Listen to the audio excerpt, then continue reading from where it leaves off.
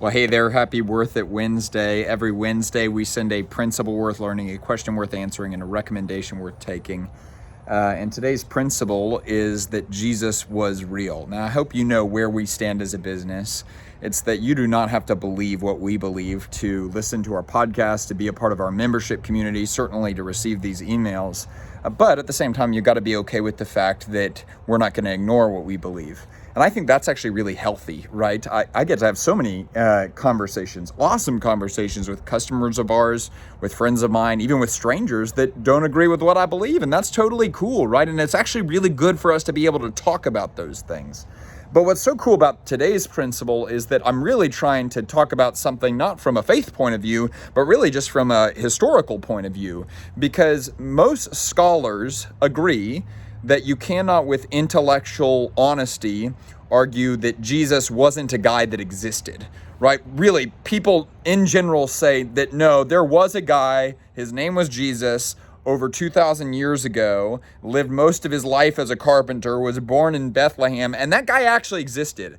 And if that's the case, regardless of what we believe, we should pay attention to that.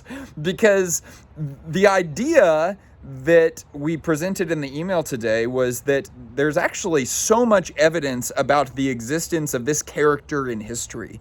And so much evidence that Tiberius Caesar, who is probably, arguably the greatest ruler in one of the greatest empires in human history, there is less recorded evidence about him than there is about Jesus. Like, that's just mind-blowing, right? The most powerful person of the most powerful empire didn't have as many people writing about him as this random carpenter from Bethlehem did. That's wild, right? And so why we should pay attention to that is because that means that Jesus was a person of outrageous and incredible and remarkable influence. And it was influence that created a sense of legacy to where billions of people are still pointing to his teachings as being aligned with what gives meaning to their life. That is wild, folks. And so it's in that context that I would tell you, whether you're a believer or not, just look at what Jesus did, because if we can look at what Jesus did, we can kind of understand how he became a person of such great influence. And the first thing I would draw your attention to is Jesus asked a lot of questions. Seriously, throughout the Gospels, Matthew, Mark, Luke, and John, Jesus is recorded asking hundreds of questions. And he's recorded giving way fewer answers. One of the principles we always talk about is good leaders give answers to people, great leaders extract answers from people. Socrates used to say that learning is remembering. That a lot of times it's not answers that are out there, it's answers that are in here that we need to bring out of ourselves, right? And that's why Jesus, I think, was incredibly curious. He asked incredible questions. What else did Jesus do? Well, Jesus told stories. So many times Jesus didn't make a point in the most efficient way. So many times Jesus would tell a story because he probably knew something about the fact that human beings respond to stories.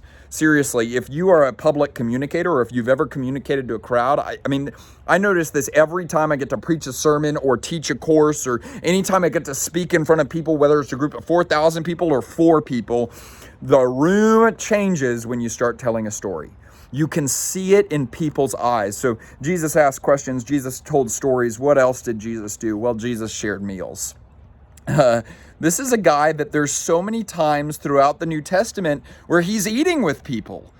He's breaking bread with people. And what did he do right before one of the greatest acts that I believe changed human history, his crucifixion and ultimately his resurrection? Well, he held the Last Supper. He communed with people because something happens to people's hearts and minds when you choose to share a meal with them. So that's why I think the principle Jesus was real is so important.